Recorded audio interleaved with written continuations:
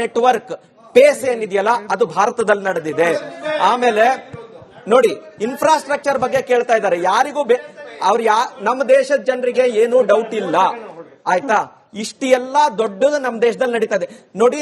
2014 ನಲ್ಲಿ life expectancy in India was 68 years. ಇವತ್ತು 72 years. 10 ವರ್ಷದಲ್ಲಿ ಲೈಫ್ ಎಕ್ಸ್ಪೆಕ್ಟೆನ್ಸಿ 4 years ಗೆ ಜಾಸ್ತಿ ಆಗಿದೆ ನೋಡಿ. ಅಂದ್ರೆ ಹೆಲ್ತ್ ಬಗ್ಗೆ ಕೇಳಿದ್ರಲ್ಲ, ಹೆಲ್ತ್ ಬಗ್ಗೆ ಹೇಳ್ತಾ ಇದ್ದೀನಿ, ಲೈಫ್ ಎಕ್ಸ್ಪೆಕ್ಟೆನ್ಸಿ ಹೇಗೆ ಜಾಸ್ತಿ ಆಗಿದೆ ಅಂತ ಹೇಳಿ.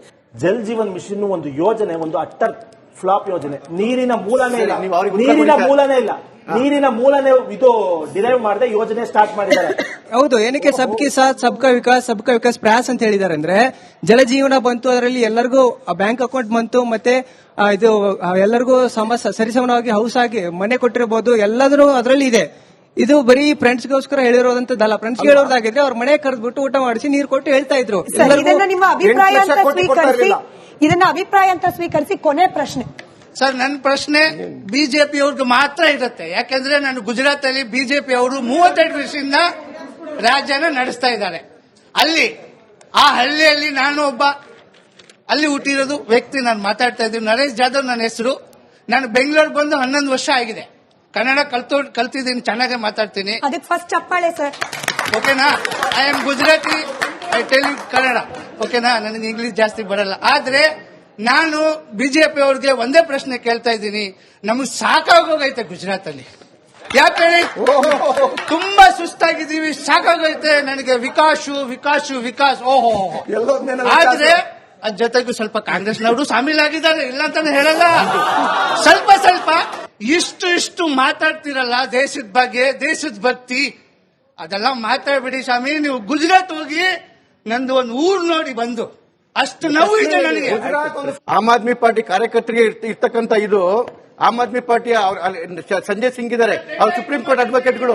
ಇಲ್ಲಿವರೆಗೂ ಯಾರನ್ನು ಯಾವ ಅಡ್ವೊಕೇಟ್ಗಳಿಗಾಗ್ಲಿ ಅಥವಾ ಕೇಜ್ರಿವಾಲ್ ಅವ್ರಿಗಾಗ್ಲಿ ಯಾರಿಗಾಗ್ಲಿ ಅಲ್ಲಿ ಹೋಗಿ ಅದನ್ನ ಕಂಪ್ಲೇಂಟ್ ಮಾಡಬೇಕು ಅಂತೇಳಿ ಅನ್ಸೇ ಇಲ್ಲ. ಪಾಪ ಅವ್ರು ಬೆಂಗಳೂರಲ್ಲಿ ಬಂದ್ಬಿಟ್ಟು ಅವ್ರ ಕಾರ್ಯಕರ್ತರು ಹೇಳಬೇಕು, ಅಲ್ಲಾರ್ಗು ಅನ್ಸೇ ಇಲ್ಲ ಭ್ರಷ್ಟಾಚಾರ ಆಗಿದೆ ಅಥವಾ ಕಂಪ್ಲೇಂಟ್ ಕೊಡಬೇಕು ಅಂತೇಳಿ. ಲೋಹಿತ್ ಅವರಿಂದ ಪ್ರಾರಂಭ ಮಾಡ್ತಾ, ದೇಶದ ಪ್ರಧಾನಿ ನರೇಂದ್ರ ಮೋದಿ ಅವರು ದೇಶದ್ರೋಹಿ ಅನ್ಲಿಕ್ಕಿರುವ 5 ಕಾರಣಗಳು, 5 ನೇಮ್ಸ್ ಅಷ್ಟೇ, ಪಟ್ 5 ಸೇಮ್ ಪ್ರಶ್ನೆ 3 ಜನಕ್ಕೆ. 5 ಕಾರಣಗಳು. ಒಂದು, ಈ ದೇಶದ ಏಕತೆಗೆ, ಭ್ರಾತೃತ್ವಕ್ಕೆ ಮತ್ತು ಸಂವಿಧಾನ ವಿರೋಧಿಗೆ, ಮತ್ತು ಈ ದೇಶದ ಏಕತೆಗೆ ಮೋದಿಯವರು ಹೊಡೆತ ಕೊಟ್ಟಷ್ಟು ಯಾರೂ ಕೊಡಲಿಲ್ಲ. ಆ ಕಾರಣಕ್ಕೆ, ಮತ್ತು ಈ ದೇಶದ 700 ರೈತರ ಸಾವಿಗೆ ನೇರ ಕಾರಣ ಆಗಿರುವಂತಹ ಮೋದಿಯವರು ಒಂದು ದೇಶದ್ರೋಹಿನ ಅಂತ ಒಂದು ಪ್ರಶ್ನೆಯನ್ನ ಎತ್ತತ್ತೆ. ಆದ್ರೆ ಅವ್ರು ದೇಶದ್ರೋಹಿನ ಅಂತ ನಾನು ಹೇಳಲ್ಲ.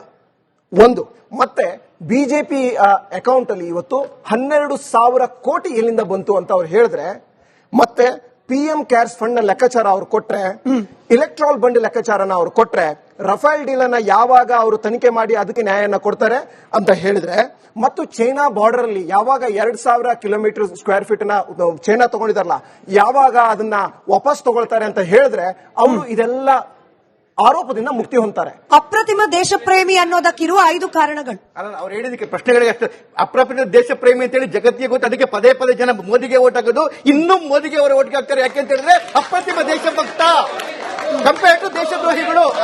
ಇವ್ರು ಹೇಳಿದ ಪ್ರಶ್ನೆಗೆ ಉತ್ತರ ಕೊಟ್ಟೆ. ಮೊದಲನೇ ಇದು ಹೇಳಿದ್ದು 2,000 ಕಿಲೋಮೀಟರ್ ಅಂತ ಹೇಳಿ. ಭಾರತದ ಒಂದೇ 1 ಇಂಚು ಚೈನಾದ ಭೂಮಿ ಮೋದಿ ಅವರು ಬಂದ್ಮೇಲೆ ಹೋಗಿಲ್ಲ. 38,000 ಸ್ಕ್ವೇರ್ ಫುಟ್ ಕಿಲೋಮೀಟರ್ಗಳನ್ನ ಚೈನಾಗೆ ದಾರ ಎರೆದಿದ್ದು ಇದೇ ನೆಹರು, ಇದೇ ಕಾಂಗ್ರೆಸ್ ಅವರು. ಪಾಕಿಸ್ತಾನಕ್ಕೆ ಇದೇ 2,500 ಸ್ಕ್ವೇರ್ ಕಿಲೋಮೀಟರ್ ದಾರ ಎರೆದಿದ್ದು ಇವತ್ತು POK ಆಗಿರೋದು ಇದೇ ನೆಹರು, ಇದೇ ಕಾಂಗ್ರೆಸ್. ಮೋದಿ ಅವರು ಬಂದ್ಮೇಲೆ ಒಂದೇ 1 ಇಂಚು ಬಿಟ್ಕೊಟ್ಟಿಲ್ಲ. ದೇಶದ್ರೋಹಿ ಅಲ್ಲ ದೇಶದ ಪ್ರಧಾನಿ ನರೇಂದ್ರ ಮೋದಿ ಅನ್ಲಿಕ್ಕೆ ಇರುವ ಕಾರಣಗಳು ನೋಡಿ. ದೇಶದ್ರೋಹಿ ಅಂತ ಎಲ್ಲ ಹೇಳ್ತಾ ಇರುವಂತದ್ದು ಬಾಲಿಶ ಬುದ್ಧಿ ಅವರು. ಅವರನ್ನ ದೇಶ ಎಲ್ಲಿಡಬೇಕೋ ಅಲ್ಲಿಟ್ಟಿದೆ, ಅದು ಎಲ್ಲರಿಗೂ ಗೊತ್ತಿದೆ. ಮೋದಿ ಏನು ಅನ್ನೋದು ಜಗತ್ತಿಗೆ ಗೊತ್ತಿದೆ. ನಮ್ಮ ದೇಶದ ಪ್ರತಿಯೊಬ್ಬ ವ್ಯಕ್ತಿಗೂ ಮೋದಿಯವರ ಬಗ್ಗೆ ಅತ್ಯಂತ ಗೌರವ ಇದೆ. ದೇಶದ ವಿರುದ್ಧ ಗಂಡಾಂತರ ಬಂದಾಗ ಸ್ಟ್ರಿಕ್ಟ್ ಆಗಿ ಡಿಸಿಸಿವ್ ಆಕ್ಷನ್ ತಗೊಂಡಂತ ಮೋದಿನ ಜನ ನೋಡಿದ್ದಾರೆ. ದೇಶದಲ್ಲಿ ಕೋವಿಡ್ ಅಂತ ಮಹಾಮಾರಿ ಬಂದಾಗ ಇಡೀ ದೇಶದ ಜನಕ್ಕೆ ಆಹಾರ ಒದಗಿಸಿ ಎಲ್ಲ ಪ್ರಯತ್ನ ಮಾಡಿರೋದನ್ನ ದೇಶದ ಜನ ನೋಡಿದ್ದಾರೆ. ಪ್ರಪಂಚದ ಯಾವುದೇ ಡೆಮಾಕ್ರಸಿನಲ್ಲಿ ಆಫ್ಟರ್ ಕೋವಿಡ್ ಅದೇ ಗವರ್ನಮೆಂಟ್ ವಾಪಸ್ ಬರಲಿಲ್ಲ. ನೆಟ್ವರ್ಕ್ ಪೇಸ್ ಏನಿದೆಯಲ್ಲ ಅದು ಭಾರತದಲ್ಲಿ ನಡೆದಿದೆ. ಆಮೇಲೆ ನೋಡಿ, ಇನ್ಫ್ರಾಸ್ಟ್ರಕ್ಚರ್ ಬಗ್ಗೆ ಕೇಳ್ತಾ ಇದ್ದಾರೆ. ಯಾರಿಗೂ ನಮ್ಮ ದೇಶದ ಜನರಿಗೆ ಏನೂ ಡೌಟ್ ಇಲ್ಲ, ಆಯ್ತಾ. ಇಷ್ಟೆಲ್ಲ ದೊಡ್ಡದು ನಮ್ಮ ದೇಶದಲ್ಲಿ ನಡೀತಾ ಇದೆ ನೋಡಿ. 2014 ನಲ್ಲಿ life expectancy in India was 68 years. ಇವತ್ತು 72 ಇಯರ್ಸ್. 10 ವರ್ಷದಲ್ಲಿ ಲೈಫ್ ಎಕ್ಸ್ಪೆಕ್ಟೆನ್ಸಿ 4 ಇಯರ್ಸ್ ಗೆ ಜಾಸ್ತಿ ಆಗಿದೆ ನೋಡಿ. ಅಂದ್ರೆ ಹೆಲ್ತ್ ಬಗ್ಗೆ ಕೇಳಿದ್ರಲ್ಲ, ಹೆಲ್ತ್ ಬಗ್ಗೆ ಹೇಳ್ತಾ ಇದ್ದೀನಿ, ಲೈಫ್ ಎಕ್ಸ್ಪೆಕ್ಟೆನ್ಸಿ ಹೇಗೆ ಜಾಸ್ತಿ ಆಗಿದೆ ಅಂತ ಹೇಳಿ.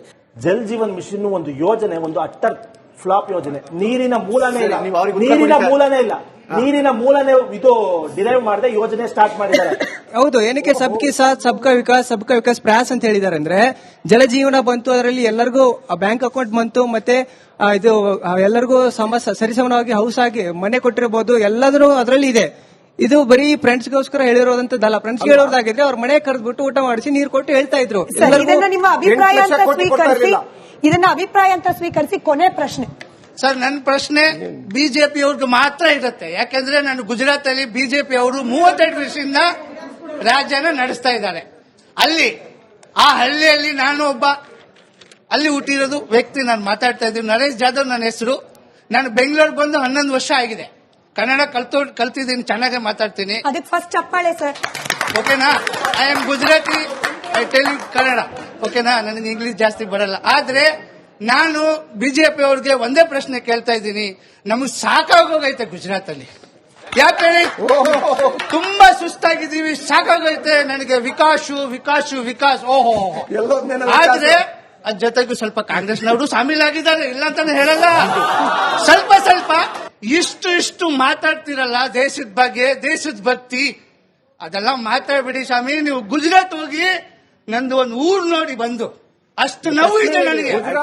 ಆಮ್ ಆದ್ಮಿ ಪಾರ್ಟಿ ಕಾರ್ಯಕರ್ತರಿಗೆ ಇರ್ತಕ್ಕಂಥ ಇದು ಆಮ್ ಆದ್ಮಿ ಪಾರ್ಟಿ ಸಂಜಯ್ ಸಿಂಗ್ ಇದ್ದಾರೆ, ಅವ್ರು ಸುಪ್ರೀಂ ಕೋರ್ಟ್ ಅಡ್ವೊಕೇಟ್ಗಳು. ಇಲ್ಲಿವರೆಗೂ ಯಾರನ್ನು ಯಾವ ಅಡ್ವೊಕೇಟ್ಗಳಿಗಾಗ್ಲಿ ಅಥವಾ ಕೇಜ್ರಿವಾಲ್ ಅವ್ರಿಗಾಗ್ಲಿ ಯಾರಿಗಾಗ್ಲಿ ಅಲ್ಲಿ ಹೋಗಿ ಅದನ್ನ ಕಂಪ್ಲೇಂಟ್ ಮಾಡಬೇಕು ಅಂತೇಳಿ ಅನ್ಸೇ ಇಲ್ಲ. ಪಾಪ ಅವ್ರು ಬೆಂಗಳೂರಲ್ಲಿ ಬಂದ್ಬಿಟ್ಟು ಅವ್ರ ಕಾರ್ಯಕರ್ತರು ಹೇಳಬೇಕು, ಅಲ್ಲಾರ್ಗು ಅನ್ಸೇ ಇಲ್ಲ ಭ್ರಷ್ಟಾಚಾರ ಆಗಿದೆ ಅಥವಾ ಕಂಪ್ಲೇಂಟ್ ಕೊಡಬೇಕು ಅಂತೇಳಿ. ಲೋಹಿತ್ ಅವರಿಂದ ಪ್ರಾರಂಭ ಮಾಡ್ತಾ, ದೇಶದ ಪ್ರಧಾನಿ ನರೇಂದ್ರ ಮೋದಿ ಅವರು ದೇಶದ್ರೋಹಿ ಅನ್ಲಿಕ್ಕಿರುವ 5 ಕಾರಣಗಳು 5 ನೇಮ್ಸ್ ಅಷ್ಟೇ, ಪಟ್ 5. ಸೇಮ್ ಪ್ರಶ್ನೆ 3 ಜನಕ್ಕೂ. ಹೌದು, 5 ಕಾರಣಗಳು. ಒಂದು, ಈ ದೇಶದ ಏಕತೆಗೆ, ಭ್ರಾತೃತ್ವಕ್ಕೆ ಮತ್ತು ಸಂವಿಧಾನ ವಿರೋಧಿಗೆ, ಮತ್ತು ಈ ದೇಶದ ಏಕತೆಗೆ ಮೋದಿಯವರು ಹೊಡೆತ ಕೊಟ್ಟಷ್ಟು ಯಾರೂ ಕೊಡಲಿಲ್ಲ. ಆ ಕಾರಣಕ್ಕೆ, ಮತ್ತು ಈ ದೇಶದ 700 ರೈತರ ಸಾವಿಗೆ ನೇರ ಕಾರಣ ಆಗಿರುವಂತಹ ಮೋದಿಯವರು ಒಂದು ದೇಶದ್ರೋಹಿನ ಅಂತ ಒಂದು ಪ್ರಶ್ನೆಯನ್ನ ಎತ್ತತ್ತೆ. ಆದ್ರೆ ಅವ್ರು ದೇಶದ್ರೋಹಿನ ಅಂತ ನಾನು ಹೇಳಲ್ಲ. ಒಂದು, ಮತ್ತೆ ಬಿಜೆಪಿ ಅಕೌಂಟ್ ಅಲ್ಲಿ ಇವತ್ತು 12,000 ಕೋಟಿ ಎಲ್ಲಿಂದ ಬಂತು ಅಂತ ಅವ್ರು ಹೇಳಿದ್ರೆ, ಮತ್ತೆ PM ಕೇರ್ಸ್ ಫಂಡ್ ನ ಲೆಕ್ಕಾಚಾರ ಅವ್ರು ಕೊಟ್ರೆ, ಇಲೆಕ್ಟ್ರಾಲ್ ಬಂಡ್ ಲೆಕ್ಕಾಚಾರನ ಅವ್ರು ಕೊಟ್ರೆ, ರಫೇಲ್ ಡೀಲ್ ಅನ್ನ ಯಾವಾಗ ಅವರು ತನಿಖೆ ಮಾಡಿ ಅದಕ್ಕೆ ನ್ಯಾಯನ ಕೊಡ್ತಾರೆ ಅಂತ ಹೇಳಿದ್ರೆ, ಮತ್ತು ಚೈನಾ ಬಾರ್ಡರ್ ಅಲ್ಲಿ ಯಾವಾಗ 2,000 ಕಿಲೋಮೀಟರ್ ಸ್ಕ್ವೇರ್ ಫೀಟ್ ನ ಚೈನಾ ತಗೊಂಡಿದಾರಲ್ಲ, ಯಾವಾಗ ಅದನ್ನ ವಾಪಸ್ ತಗೊಳ್ತಾರೆ ಅಂತ ಹೇಳಿದ್ರೆ, ಅವರು ಇದೆಲ್ಲ ಆರೋಪದಿಂದ ಮುಕ್ತಿ ಹೊಂದ್ತಾರೆ. ಅಪ್ರತಿಮ ದೇಶ ಪ್ರೇಮಿ ಅನ್ನೋದಕ್ಕಿರುವ 5 ಕಾರಣಗಳು. ಅಲ್ಲ, ಅವ್ರು ಹೇಳಿದಕ್ಕೆ ಪ್ರಶ್ನೆಗಳಿಗೆ ಅಷ್ಟು ಅಪ್ರಪ್ರಿಯ ದೇಶ ಪ್ರೇಮಿ ಅಂತೇಳಿ ಜಗತ್ತಿಗೆ ಗೊತ್ತು. ಅದಕ್ಕೆ ಪದೇ ಜನ ಮೋದಿಗೆ ಓಟ್ ಹಾಕೋದು, ಇನ್ನೂ ಮೋದಿಗೆ ಅವರು ಓಟ್ಗೆ ಹಾಕ್ತಾರೆ. ಯಾಕೆಂತ ಹೇಳಿದ್ರೆ ಅಪ್ರತಿಮ ದೇಶಭಕ್ತ ಕಂಪೇರ್ ಟು ದೇಶದ್ರೋಹಿಗಳು.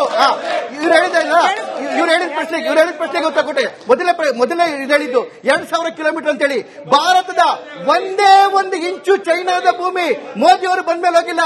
38,000 ಸ್ಕ್ವೇರ್ ಫುಟ್ ಕಿಲೋಮೀಟರ್ಗಳನ್ನ ಚೈನಾಗೆ ದಾರ ಎರೆದಿದ್ದು ಇದೇ ನೆಹರು, ಇದೇ ಕಾಂಗ್ರೆಸ್ ಅವರು. ಪಾಕಿಸ್ತಾನಕ್ಕೆ ಇದೇ 2,500 ಸ್ಕ್ವೇರ್ ಕಿಲೋಮೀಟರ್ ದಾರ ಎರೆದಿದ್ದು ಇವತ್ತು POK ಆಗಿರೋದು ಇದೇ ನೆಹರು, ಇದೇ ಕಾಂಗ್ರೆಸ್. ಮೋದಿ ಅವರು ಬಂದ್ಮೇಲೆ ಒಂದೇ 1 ಇಂಚು ಬಿಟ್ಕೊಟ್ಟಿಲ್ಲ. ದೇಶದ್ರೋಹಿ ಅಲ್ಲ ದೇಶದ ಪ್ರಧಾನಿ ನರೇಂದ್ರ ಮೋದಿ ಅನ್ಲಿಕ್ಕೆ ಇರುವ ಕಾರಣಗಳು ನೋಡಿ. ದೇಶದ್ರೋಹಿ ಅಂತ ಎಲ್ಲ ಹೇಳ್ತಾ ಇರುವಂತದ್ದು ಬಾಲಿಶ ಬುದ್ಧಿ ಅವರು. ಅವರನ್ನ ದೇಶ ಎಲ್ಲಿಡಬೇಕೋ ಅಲ್ಲಿಟ್ಟಿದೆ, ಅದು ಎಲ್ಲರಿಗೂ ಗೊತ್ತಿದೆ. ಮೋದಿ ಏನು ಅನ್ನೋದು ಜಗತ್ತಿಗೆ ಗೊತ್ತಿದೆ. ನಮ್ಮ ದೇಶದ ಪ್ರತಿಯೊಬ್ಬ ವ್ಯಕ್ತಿಗೂ ಮೋದಿಯವರ ಬಗ್ಗೆ ಅತ್ಯಂತ ಗೌರವ ಇದೆ. ದೇಶದ ವಿರುದ್ಧ ಗಂಡಾಂತರ ಬಂದಾಗ ಸ್ಟ್ರಿಕ್ಟ್ ಆಗಿ ಡಿಸಿಸಿವ್ ಆಕ್ಷನ್ ತಗೊಂಡಂತ ಮೋದಿನ ಜನ ನೋಡಿದ್ದಾರೆ. ದೇಶದಲ್ಲಿ ಕೋವಿಡ್ ಅಂತ ಮಹಾಮಾರಿ ಬಂದಾಗ ಇಡೀ ದೇಶದ ಜನಕ್ಕೆ ಆಹಾರ ಒದಗಿಸಿ ಎಲ್ಲ ಪ್ರಯತ್ನ ಮಾಡಿರೋದನ್ನ ದೇಶದ ಜನ ನೋಡಿದ್ದಾರೆ. ಪ್ರಪಂಚದ ಯಾವುದೇ ಡೆಮಾಕ್ರಸಿನಲ್ಲಿ ಆಫ್ಟರ್ ಕೋವಿಡ್ ಅದೇ ಗವರ್ನಮೆಂಟ್ ವಾಪಸ್ ಬರಲಿಲ್ಲ.